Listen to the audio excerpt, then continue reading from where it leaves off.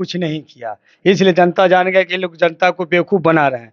जनता पागल नहीं, इसलिए सोच रहा है जनता की बहुजन समाज पार्टी की सरकार। हमारे पर कोई दाग नहीं है, बेदाग हैं हम लोग। बहुजन समाज पार्टी जो कहता है वो कर कर दिखाता है। जब बहुजन का सरकार बिहार में बनेगी तो आपको यहाँ किसान को पानी दिया जाएगा, गरीब को रोजगार दिया। घूम भी रहे क्षेत्र में, अभी आप भभुआ में हैं, क्या लग रहा है कि इस बार जो है कौन सा सबसे बड़ा मुद्दा है जिस पर जनता आपको वोट करेगी? जनता इसलिए मुझे वोट करेगी कि सबको देख लिया, 77 साल से जनता वोट देते चले।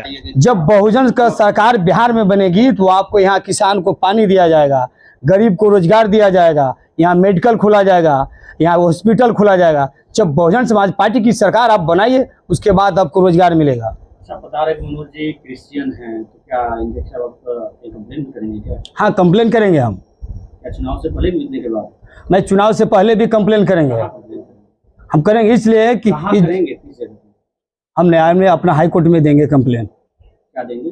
यही देंगे कि मेरा कोई इनका रिश्ता नहीं, मैं चमार हूँ, एक क्रिश्चियन है, तो मुझे कैसे भगना इनका हो गया? क्यों बना रहे हैं भगना? ये झूठे क्यों बना रहे हैं? पब्लिक को मत भरमाएं। इसलिए आपको चुनाव जब आप हार रहे हैं तो आप पब्लिक जान गई है कि ये भगेरू नेता है, कभी इस पार्टी में कभी उस पार्टी में, इसका कोई भरोसा नहीं है। तो इसलिए पब्लिक जान गई कि बहुजन समाज पार्टी की प्रत्याशी हम संतोष कुमार जी हैं। हम कोरे कागज हैं, क्योंकि हमारे पर कोई दाग नहीं है, बेदाग हैं हम लोग। बहुजन समाज पार्टी जो कहता है वो कर कर दिखाता है।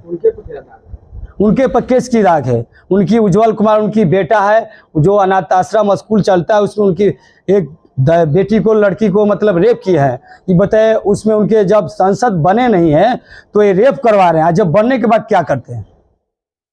तो ऐसा गुंडा माले को इस पार्टी में चुनाव नहीं लड़ाना चाहिए। कैसे कांग्रेस वाले ने उनको चुनाव लड़ा रही। नमस्कार, आप देख रहे हैं मीडिया दर्शन और मैं हूं मीर जलालुद्दीन। अभी मैं कैमूर जिला के भभुआ में मौजूद हूं और भभुआ में मेरे साथ बीएसपी के सासाराम लोकसभा के उम्मीदवार संतोष कुमार साहब हमारे साथ हैं। उनसे हम जानने की कोशिश करेंगे कि आखिर जो सासाराम लोकसभा में उनको बीएसपी से जो टिकट मिला है, तो अगर वो उनको जनता उन पर भरोसा करेगी या इस तरह से तमाम सवाल उनसे हम खुद करेंगे।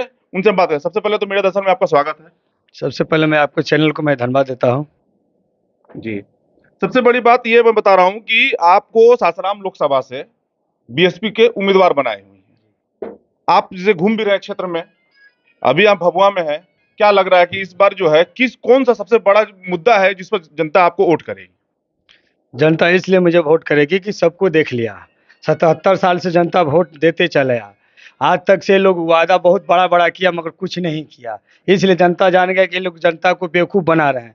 जनता पागल नहीं, इसलिए सोच रहा है जनता की बहुजन समाज पार्टी की सरकार बनाए। जब बहुजन समाज पार्टी की सरकार बनेगी तो उनको रोजगार मिलेगा, या व्यवस्था सब कुछ मिलेगा। बाकी कोई ऐसा पार्टी देने वाला नहीं है। भाजपा वाले बोले कि 15-15 लाख सबके अकाउंट में जाएगा, किसी के अकाउंट में नहीं गया, खाली झूठी आपको बोले।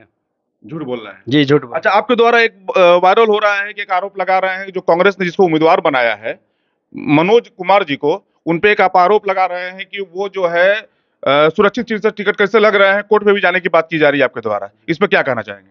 मेरे कहने का मतलब है कि उनके जांच किया जाए उनके ऊपर, क्योंकि वो क्रिश्चियन है। यहाँ सुरक्षित सीट से जो भी चुनाव लड़ते हैं वो बोलते हैं कि मैं मतलब सुरक्षित में आने वाले हैं, मगर वो क्रिश्चियन है। सब दुनिया देख रहा है, सारे लोग जान रहा है कि क्रिश्चियन है। वो मतलब क्रिश्चियन सबको बनाते हैं।